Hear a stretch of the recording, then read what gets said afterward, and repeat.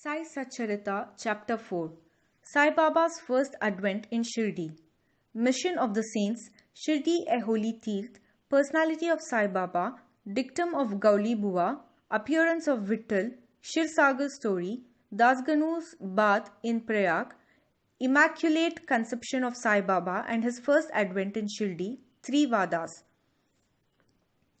In the last chapter, I described the circumstances which led me to write Sai Satcharita.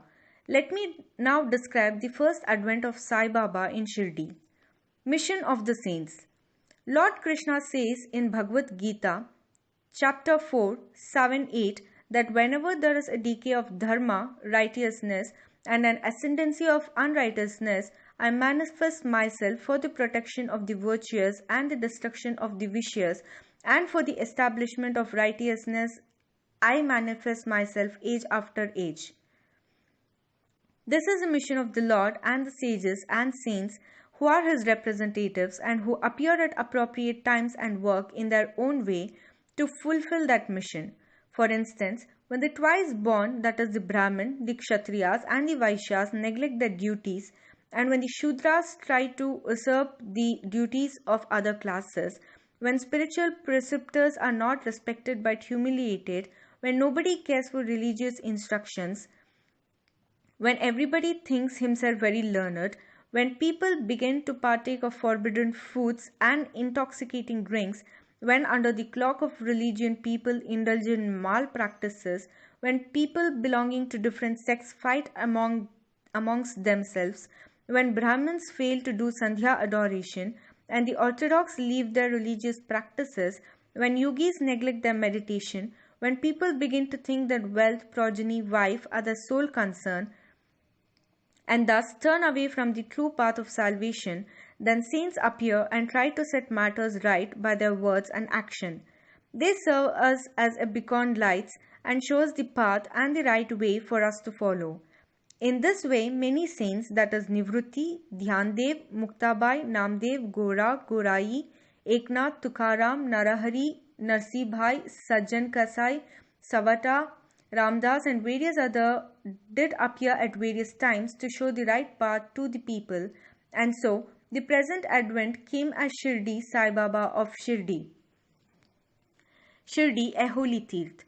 The banks of the river Godavari in the Ahmednagar district are very fortunate, for they gave birth and refuge to many a saint, prominent amongst them being Dhyaneshwar.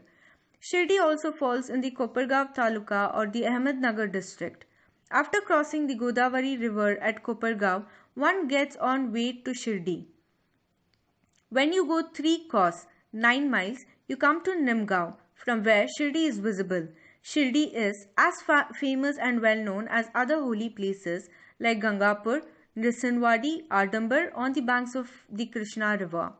As the devotee Damoji flourished and blessed Mangal Veda near Pandharpur, as Samarth Ramdas at Sajjangarh, as Shri Nrisimha Saraswati at Saraswati Wadi, as Sainath flourished at Shirdi and blessed it. Personality of Sai Baba. It is on account of Shri Sai Baba that Shirdi grew into importance. Let us see what sort of a personage Sai Baba was. He conquered the sansar, worldly existence, which is very difficult and hard to cross. Peace or mental calm was his ornament, and he was a repository of wisdom. He was the home of Vaishnav devotee, most generous like Karna, amongst us, the quintessence of all the essence. He had no love for perishable things and was always engrossed in self-realization, which was his sole concern. He felt no pleasure in the thing of this world or the world beyond. His antarang heart was as clear as a mirror, and his speech always rained nectar. The rich or poor people were the same to him. He neither knew nor cared for honor or dishonor. He was the lord of all beings. He spoke freely and mixed with all people, watched the acting and dances of Nautch girls and heard ghazal songs. Still, he served not an inch from samadhi, mental equilibrium. The name of Allah was always on his lips. While the world awoke, he slept, and while the world slept, he was vigilant. His inner self was as calm as a deep sea, His ashram could not be determined, nor his actions could be definitely determined, and though he lived in one place, he knew all the transactions of the world. His darbar was imposing. He told hundreds of stories daily, still he served not an inch from his vow of silence. He always leaned against the wall in the masjid or walked morning, noon, and evening towards Lendi, Nala, and Chavdi. Still, he at all times abided in the self. Though a Siddha, he acted like a Sadhaka. He was meek, humble, and egoless, and pleased all. Such was Sai Baba, and as the soil of Shirdi was trodden by Sai Baba's feet, it attained extraordinary importance. As Dhyaneshwar elevated Alandi, Eknath did to Paithan, so Sai Baba raised Shirdi. Blessed are the grass, leaves, and stones of Shirdi, for they could kiss the holy feet of Sai Baba and take his dust on their heads. Shirdi became to us devotees another Pandharpur, Jagannath, Dwarka, Banaras, Kashi, and Rameshwar, Badri Kedar, Nasik, Triambakeshwar, Ujjain, and Mahakaleshwar or Mahabaleshwar Gokarn. Contact of Sai Baba in Shirdi was like our study of Veda and Tantra. It quietened our sansar, world consciousness, and rendered self-realization. The darshan of Shri Sai was our yoga sadhana, and talk with him removed our sins. Shampooing his legs was our bath in Triveni Prayag, and drinking the holy water of his feet destroyed our sins. To us, his commands were Vedas, and accepting, eating his udi, sacred ashes, and prasad was all purifying. He was our Shri Krishna and Shri Ram, who gave us solace, and he was our Parabrahma, absolute reality. He was himself beyond the pair of dvandvas, opposites, never dejected nor elated. He was always engrossed in his self as existence, knowledge, and bliss. Shirdi was his center, but his field of action extended far beyond to Punjab, Calcutta, North India, Gujarat, Dhaka, now in Bangladesh, and Konkan. Thus, the fame of Sai Baba spread far and wide, and people from all parts came to take his darshan and be blessed. By mere darshan, minds of people, whether pure or impure, would become quiet at once. They got here the same unparalleled joy that devotees get at Pandharpur by seeing Vittal Rakhumai. This is not an exaggeration. Consider what a devotee says in this respect. Dictum of Gauli Bhuva. An old devotee by name Gauli Bhuva, aged about 95 years, was a Varkari of Bhandari. He stayed for 8 months at Pandharpur and for 4 months Ashara to Kartik, that is July to October, on the banks of the Ganges. He had a donkey with him for carrying his luggage and a disciple as his companion. Every year he made his wari or trip to Pandharpur and came to Shirdi to see Sai Baba, whom he loved the most. He used to gaze at Baba saying, "This is Pandharnath Vittal incarnate, the merciful Lord of the poor and helpless." This Gauli Bhuva was an old devotee of Vithoba and had made many a trip to Pandhari, and he testified that Sai Baba was real Pandharinath.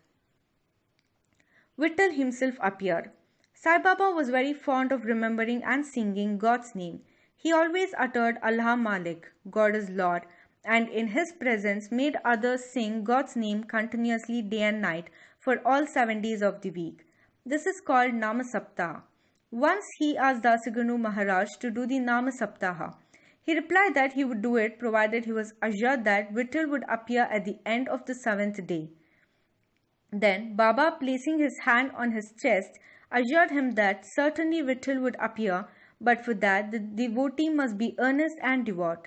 The Dhankapuri Thakur of Dakurnath, the Pandari of Vittal, the Dwarka of Ranchot Krishna is here, Shirdi. One need not go far out to see Dwarka. Will Vittal come here from some outside place? He is here. Only when the devotee is bursting with love and devotion, Vittal will manifest himself here, Shirdi. After the Saptaha was over, Vittal did manifest himself in the following manner. Kaka Sahib Dikshit was as usual sitting in meditation after his bath. He saw Vittal in a vision. When he went at noon for Baba's darshan, Baba asked him point blank, "Did Vittal Patil come? Did you see him? He is a very truant fellow. Catch him firmly, otherwise he will escape if you are even a little inattentive." This happened in the morning, and at the noon there was another Vittal Darshan. A hawker came there for selling 25 or 30 picture of Vithoba. This picture exactly tallied with the figure that had appeared in Kaka Sahib's vision. On seeing this and remembering Baba's words, Kaka Sahib Dikshit was much surprised and delighted. He bought one picture of Vithoba and placed it in his shrine for worship. Bhagwantrao Kshirsagar's story. How fond was Baba of Vittal worship was illustrated in Bhagwantrao Kshirsagar's story. The father of Bhagwantrao was a devotee of Vithoba and used to make Varas, annual trips to Pandharipur. He also had an image of Vithoba at home which he worshipped. After his death, the son stopped everything, the Wari, the worship and the Shraddha ceremony, etc. When Bhagwantrao came to Shirdi, Baba, on remembering his father, at once said, "His father was my friend, so I dragged him, the son, here.